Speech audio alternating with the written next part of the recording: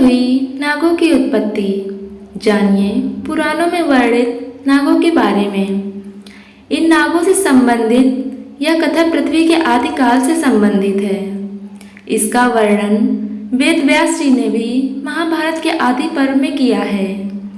महाभारत के आदि पर्व में इसका वर्णन होने के कारण लोग इसे महाभारत काल की घटना समझते हैं, लेकिन ऐसा नहीं है।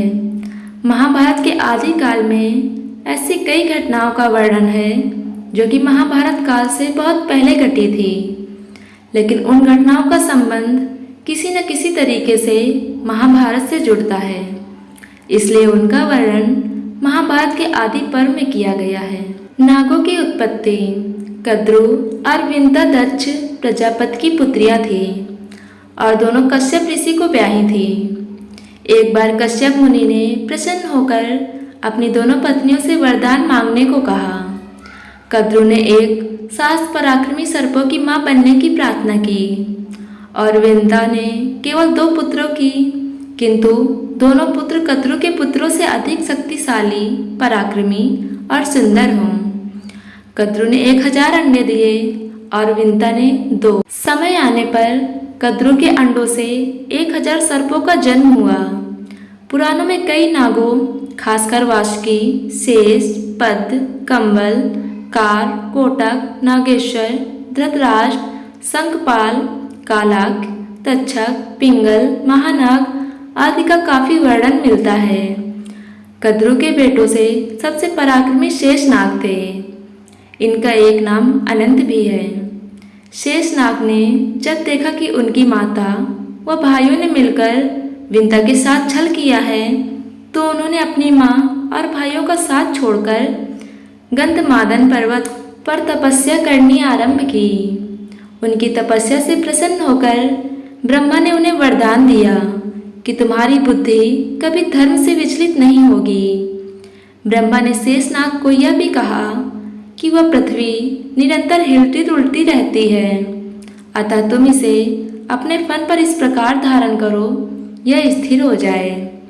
इस प्रकार शेषनाग ने संपूर्ण पृथ्वी को अपने फन पर धारण कर लिया। क्षीर सागर में भगवान विष्णु शेषनाग के आसन पर ही विराजित होते हैं। धर्म ग्रंथों के अनुसार भगवान श्री राम के छोटे भाई लक्ष्मण व श्री कृष्ण के बड़े भाई बलराम शेषनाग के ही अवतार थे। धर्म ग्रंथों में वासुकी को नागों का राजा बताया गया है। ये भी महर्षि कश्यप व कद्रु की संतान थे। इनकी पत्नी का नाम सतशीर्षा है। इनकी बुद्धि भी भगवान भक्ति में लगी रहती है। जब माता कद्रु ने नागों को सर्प यज्ञ में भस्म होने का श्राप दिया, तब नागजात को बचाने के लिए वासुकी बहुत चिंतित हुए।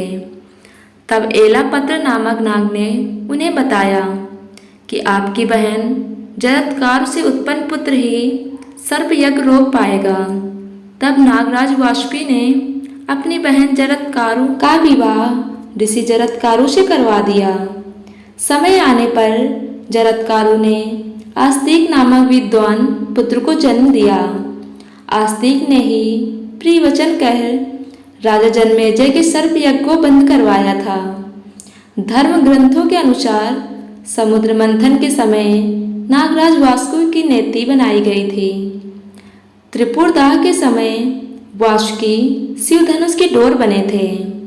धर्म ग्रंथों के अनुसार तक्षक पातालवासी 8 नागों में से एक हैं। तक्षक के संदर्भ में महाभारत में वर्णन मिलता है। इसके अनुसार श्रृंगी ऋषि के शाप के कारण तक्षक ने राजा परीक्षित को डसा था, जिससे उनकी मृत्यु हो गई थी। तक्षक से बदला लेने के उद्देश्य से राजा परीक्षित के पुत्र जन्मेजय ने सर्प यज्ञ किया था। इस यज्ञ में अनेक सर्प आकर गिरने लगे। यह देखकर तक्षक देवराज इंद्र की शरण में गया। जैसे ही ऋतुजों ने तक्षक का नाम लेकर यज्ञ में आहुति डाली, तक्षक देवलोक से यज्ञ कुंड में गिरने लगा। तभी आस्तिक ऋषि ने अपने मंत्रों से उन्हें आकाश में स्थिर कर दिया। उसी समय आस्तिक मुनि के कहने पर जन्मेजय ने सर्प यज्ञ रोक दिया और तक्षक के प्राण बच गए। ग्रंथों के अनुसार तक्षक ही भगवान शिव के गले में लिपटा रहता है। करकोटक शिव के एक गढ़ हैं। पौराणिक कथाओं के अनुसार सर्पों की मां कद्रू ने जब नागों को सर्प यज्ञ में भस्म होने का श्राप दिया, तब भयभीत होकर कंबल नाग ब्रह्मा जी के लोक में, शंखचूड़ मणिपुर राज्य में, कालियानाग यमुना में, धृतराष्ट्र नाग प्रयाग में, एलापत्र ब्रह्मालोक में और अन्य कुरुक्षेत्र में तप करने चले गए। ब्रह्मा जी के कहने पर करकोटक नाग ने महाकाल वन में महामाया के सामने स्थित लिंग की स्तुति की।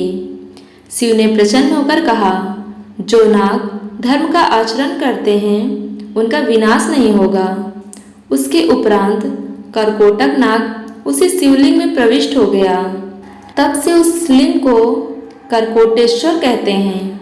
मान्यता है जो लोग पंचमी, चतुर्दशी और रविवार के दिन करकोटेश्वर शिवलिंग की पूजा करते हैं उन्हें सर्प पीड़ा नहीं होती। धर्म ग्रंथों के अनुसार धृतराष्ट्र नाग को वासुकी का पुत्र बताया गया है। महाभारत के युद्ध के बाद जब युधिष्ठिर ने अश्वमेध यज्ञ किया, तब अर्जुन व उसके पुत्र बभ्रुवाहन के बीच भयंकर युद्ध हुआ। इस युद्ध में बभ्रुवाहन ने अर्जुन का वध कर दिया। बभ्रुवाहन को जब पता चला कि संजीवन मणि से उसके पिता पुनः जीवित हो सकते हैं, तो वह उस मणि की खोज में निकला।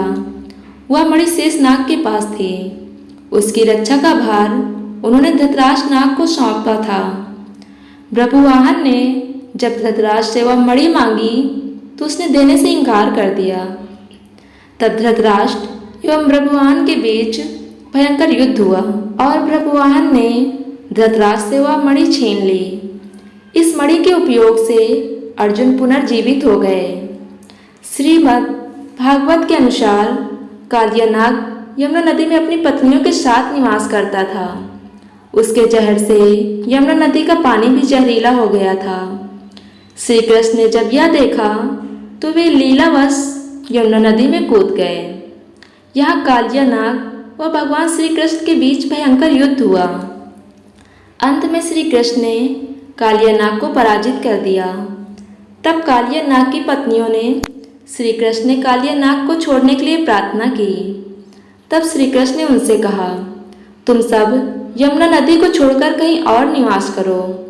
श्री कृष्ण के कहने पर कालियानाग परिवार सहित यमुना नदी छोड़कर कहीं और चला गया।